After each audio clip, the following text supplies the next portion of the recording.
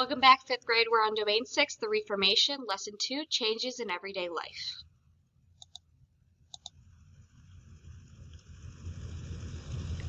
Our objectives for today are to read historical fiction to describe the printing process from the fictional character's point of view and explain how the printing press changed everyday lives.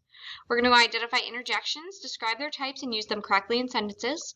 We're going to distinguish between root words and words with the prefix en, and identify the structure and purpose of a friendly letter. Some key vocabulary for today. Contraption is a machine or device that is strange and or complex. Mechanism is a piece of machinery or parts that work together in a machine. A lever is a strong solid bar used to move or lift something. Descend is to come down. Rhythm, a regularly repeated or motion or sound. And shame is a negative feeling of embarrassment or regret. We're going to go ahead and do our independent reading today. Feel free to pause the video at any time to read more thoroughly.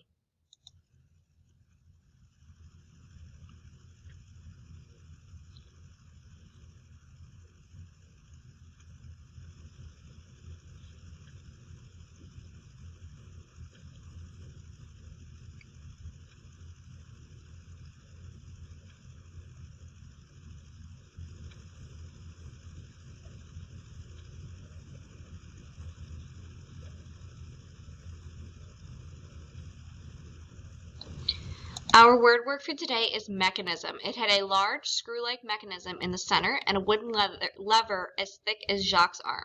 A mechanism means a piece of machinery or parts that work together in a machine, and it is a noun. Now we're going to be talking about an interjection. An interjection is a word or group of words that shows a feeling or emotion. So sometimes they can be really mild, sometimes they're very strong, and they're usually at the beginning or just before a sentence. So for example, a strong one would be, wow, that was amazing. That exclamation of wow is the interjection. Now it could be mild, like, oh no, my shoelace came untied. It is followed by a comma, and it's again at the beginning of a sentence, and it shows that feeling or emotion.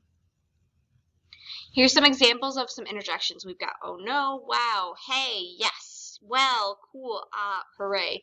Notice they're all showing some sort of emotion or feeling. So, in these sentences, what are the interjections? So the first sentence says, hooray, our team won the soccer game. Which one is the interjection? Well, my thing wants to work. There we go. Hooray is the correct interjection. Now, in the second sentence, I already did it for us, but the interjection is, oh, I thought we were going to play outside after school, but that it rained. Notice that's a mild one. It's not as boisterous and loud. It's not meant to be a crazy interjection. The hooray is a strong one. Next one, ouch, I stubbed my toe on the chair leg. This one would be an example of a strong interjection. Ouch is a strong one. So now we're going to be talking about the prefix en. So en means to put into or to make. So when it's added to a root word, it changes it to a verb. And so these are some examples of words that we can add en to. So we can add enclose, endanger, enforce, enlighten, enliven, enrage, and ensure. So we're changing those words to strengthen them, and it's also changing the meaning of them. So it's to put into close, so surround or close in. Endanger is to put in danger, things like that. So now we're talking about a friendly letter. So we're going to read and study a friendly letter, and we're going to actually write our own friendly letter. So this is an example of a friendly letter. Dear cousin, my priest, Father Picot, has graciously agreed to pen this letter on my behalf. Our meeting last November at the inn reminded me of the importance of family and how much fun we had as children playing together. I enjoyed hearing about your exciting new printing business and wondered if you might have a job for my son, Jacques.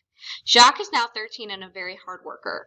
He helps his mother and me at home and recently has begun doing chores and errands for our elderly neighbor. Of my 7 children, Jacques has always been the one for whom I've had the highest hopes. He is responsible, quick-witted, strong, and cautious. His mother has made sure he is polite. Jacques is willing to do any sort of job you have available. It would be a tremendous opportunity for him to learn from a successful businessman like you. Please send word if you would have a place for my son, Jacques. Your cousin, Peter. P.S. Please give Mary and the children our best. That's an example of a friendly letter. So now let's break it down and seeing the pieces of what a friendly letter needs to have. So a friendly letter has 5 parts. So the first part is the heading. The heading is it could be an address. Sometimes most of the time in our friendly letters that we do today, we always have the date on it. That way, if we were to send the letter, we know when that letter was actually penned or written. So that is an example of a heading. The next thing is the greeting and the salutations. They mean the same thing. It's how are you starting that letter, the introduction. So dear cousin, dear Sally, dear mom. Those are the greeting and salutations. Sorry. The next part that we're going to do is the body. That's the meat of our friendly letter. What are we writing about? What is the purpose of this letter? So in this example, the letter is meant to, first, how are you doing? What is going on with your family? We're very excited. And then the second part is, this is kind of what I need. Now, friendly letters can take all sorts of different shapes, and it doesn't necessarily have to be in this manner, but basically the body is the meat of our letter. Then we have our conclusion. The conclusion wraps up what the letter said. Sometimes it can restate what you've already talked about. So for this one, it talked about, hey, let me know if you do have a job for Jacques. That'd be great. That's kind of what the conclusion is. It sums up our letter. Then the last part is our signature. The signature is how we finish our letter.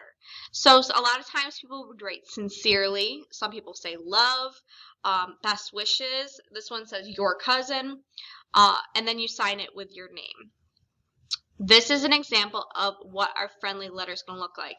You're actually going to be writing your own friendly letter in the perspective of Jacques later in this unit. So we're not doing it right now, but later on you will have a letter similar to this that you will create. That is the end of today's lesson. We will see everyone in lesson 3.